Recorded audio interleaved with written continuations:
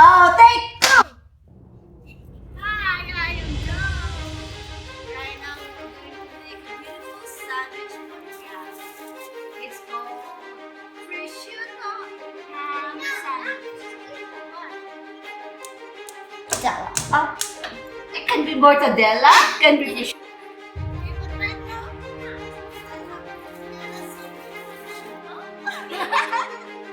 Okay, what is this part, which is special to scratch.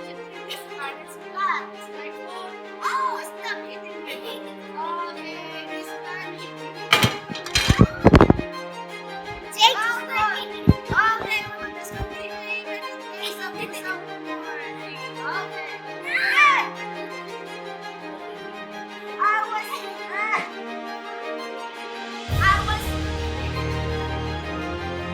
there is some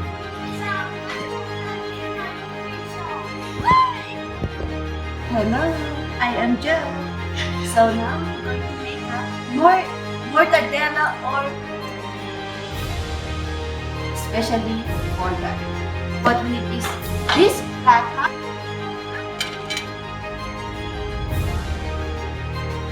Just a bit butter. Yeah. And then bread. The idea is to make the bread crunchy in the inside, and it's well sealed, so it's hard to in a neat pan. Put the butter, and then a half of. Do you smell the butter? So good. If you can smell the butter,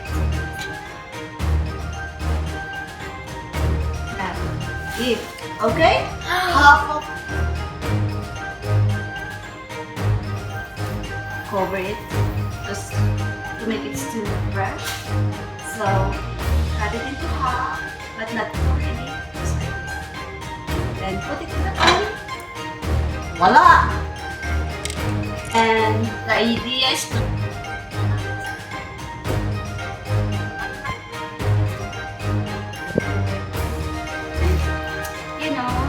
this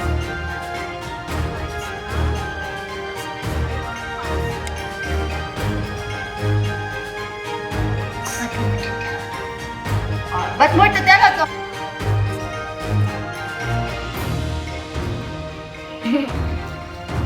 maybe I will ask Puga. Ito ham has will remove the parts. We don't like it because Daddy might choke. Very. So remove all the edges, all the parts. Yeah.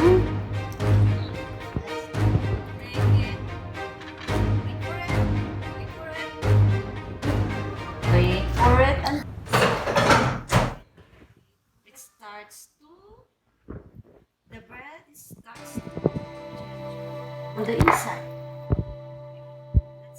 Let's check. There's a little bit of butter, but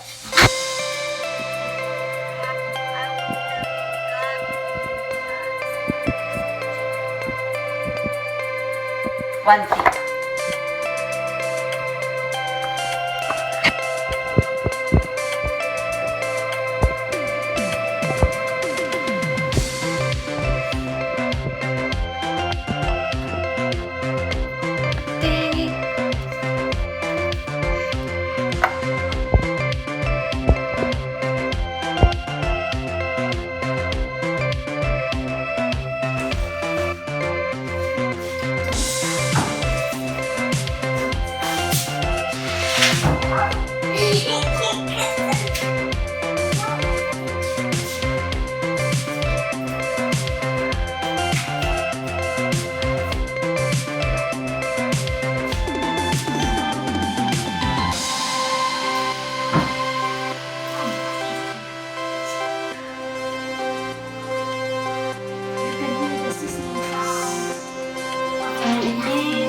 started to become brown.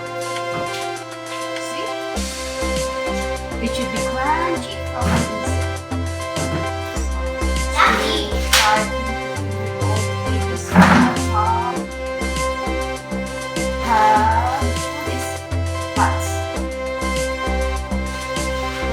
The girls don't like pots at all.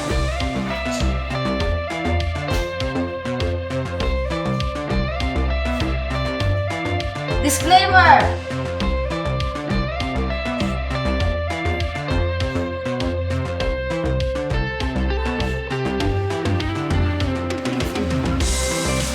Really important.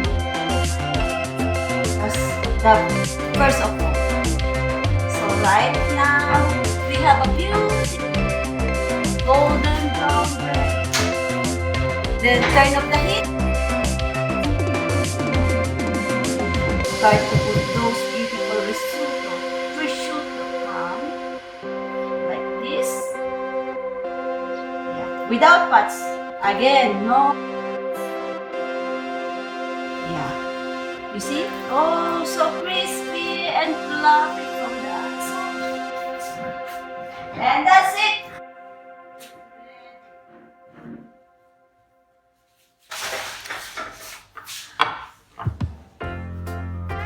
So, again. This one called salami. Salami. Okay, again. A little bit.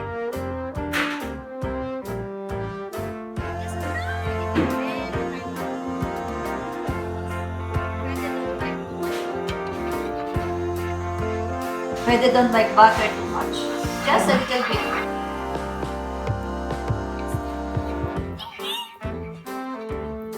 Okay, pour it. Then, again, the other half of the fresh. Half of the fresh bread. Come on, baby. Come on. Okay. The half of the fresh bread.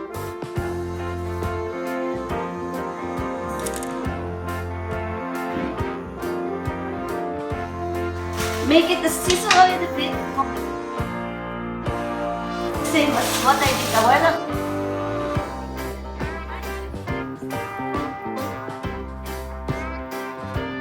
So yeah, you can hear the sizzling sound.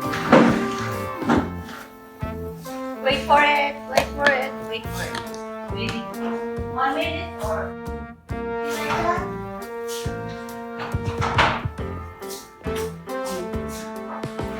You see?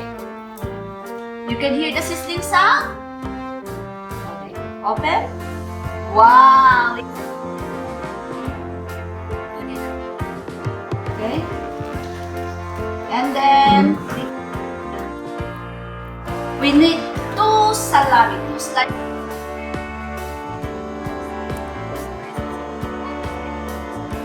After that, turn it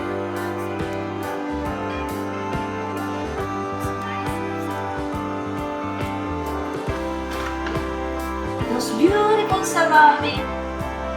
Put it in there. A little bit.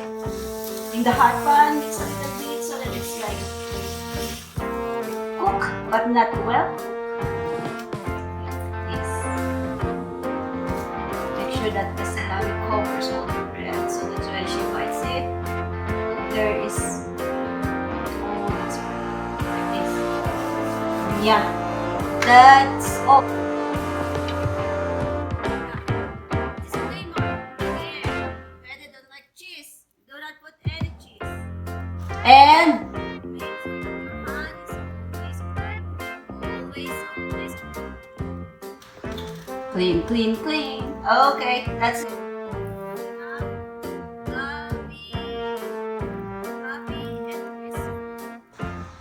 We have a beautiful salami sandwich. That's all.